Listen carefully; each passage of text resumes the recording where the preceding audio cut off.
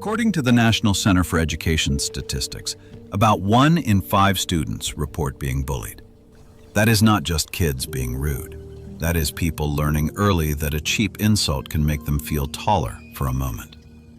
But you did not chase anyone. You were standing in the kitchen, rinsing a cup, replaying what they said like, wait, where did that even come from? You were calm. You were respectful. You were not competing with them. You were not asking for a fight. You were not trying to win. And that is exactly why it hit you so weird. Over the next 10 minutes, you will understand why toxic people insult you when you did nothing wrong, why your calm makes certain people uncomfortable, and why their disrespect often says more about their private war than your value. And if this already feels a little too familiar, do the quiet thing people like us do. Save this for the moment you start blaming yourself again. Because the next time their voice gets loud in your head, you may need proof that it was never really about you. But where does that strange need to shrink someone else even come from? You weren't always like this. There was a time you were the one who explained yourself, softened your tone, checked their mood before speaking. You were the peacekeeper, the fixer, the person who laughed at the rude joke just to stop the room from getting colder. You remember the text that made your chest tighten before you even opened it. You remember walking into a room and knowing who was angry before anyone said a word. You remember changing one sentence 3 times so they would not twist it into an attack. Then one day, someone insulted you, and something different happened. You did not write the long reply. You did not defend your entire personality. You did not beg them to understand your heart. You looked at the screen, you put the phone down, and the world did not end. It got quieter. Alfred Adler, a psychiatrist who wrote about inferiority, believed that people who feel small inside often try to create a feeling of power on the outside. Simple translation, some people do not insult you because you are weak. They insult you because standing next to you makes them feel weak. That is why your calm can feel like a locked door to them. They knock harder because they cannot get in. But if their insult is not really about you, why does it still land in the exact place you are trying to heal? You know that person who only becomes sharp when you were doing well? You say you got a new job, started going to the gym, finally stopped answering late-night drama, and suddenly they have a joke ready. Not a funny joke, the kind that has a little blade under it. You tell yourself, maybe they are just being honest. But actually, your growth has made their excuses harder to live with. Your discipline is now sitting in the room with them. They do not know how to deal with that, so they try to make you look ridiculous. The price is that you start hiding good news. You learn to speak smaller around people who should have clapped for you. Then there's the person who insults you right after you stay calm. They raise their voice, you lower yours. They accuse, you pause. They throw a line meant to hurt, and you do not give them the explosion they came for. You tell yourself, maybe silence is weak, but actually, your silence removed their remote control. Some toxic people do not want a conversation. They want access to your nervous system. They want to press a button and watch you react. The price is that calm can become lonely. You win the moment, but you also realize how many people only felt close to you when they could disturb you. Then there is the little look they give you when you set a boundary. You say, I cannot make it. You say, I do not want to talk about that. You say, please do not speak to me like that. And suddenly you are selfish, cold, difficult. You tell yourself, maybe I am becoming too harsh. But actually, people who benefited from your lack of boundaries will often call your boundaries an insult. They miss the version of you that opened the door even when your hands were full. The price is that you may feel guilty for protecting yourself. You may confuse peace with punishment because someone taught you that saying no makes you bad. Stop. Before we go further, everything you've heard so far isn't a compliment in pretty packaging.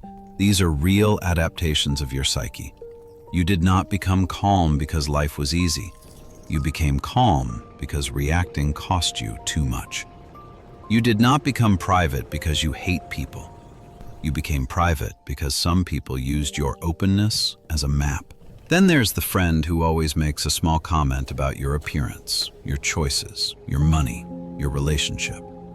It sounds casual, it happens fast. Everyone else moves on, but you carry it home and hear it while brushing your teeth. You tell yourself, I am too sensitive. But actually, your body can detect disrespect before your mind has the perfect argument. The problem is not that you noticed. The problem is that they counted on you pretending you did not. The price is overthinking. You replay tone, timing, facial expression, and suddenly one sentence takes up the whole room. And then there is the person who insults what they secretly want. They mock your peace because their life is loud. They mock your standards because they have none.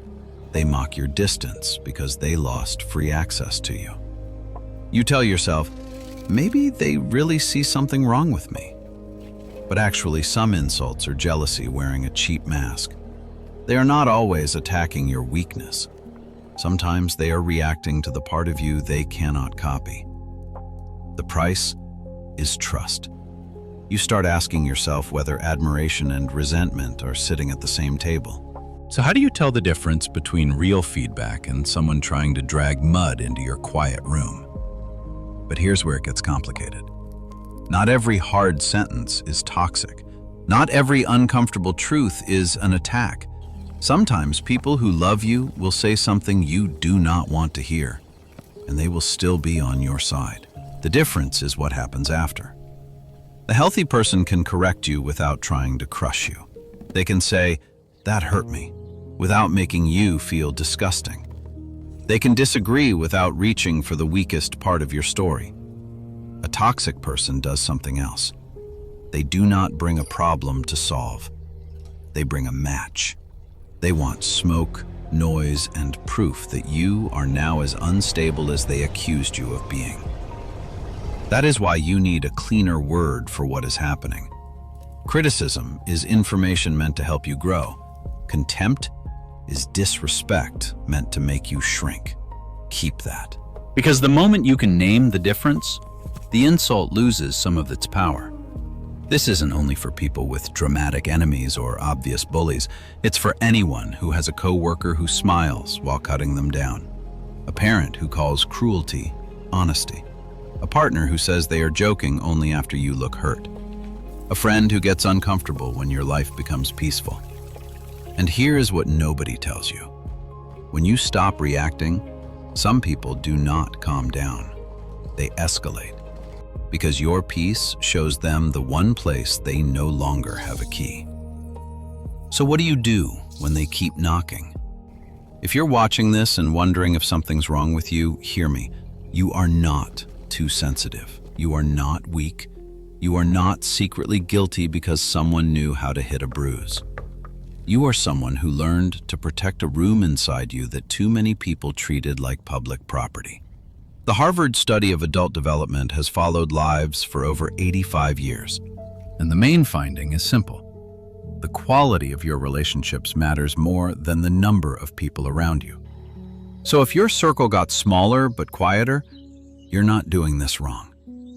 If fewer people can reach you, but the right people can sit with you safely, you are not becoming cold. If you no longer explain yourself to people committed to misunderstanding you, that is not arrogance. That is maintenance. Let them call your boundary rude. Let them call your calm fake. Let them call your distance dramatic. You do not have to open the door just because someone is offended it has a lock. The goal is not to become untouchable. The goal is to become reachable only by people who know how to enter with respect. Protect the room. If this gave you the permission you didn't know you needed, press the button below whose name I will not even say. You know which one. And write one word in the comments. What did their insult really make you feel?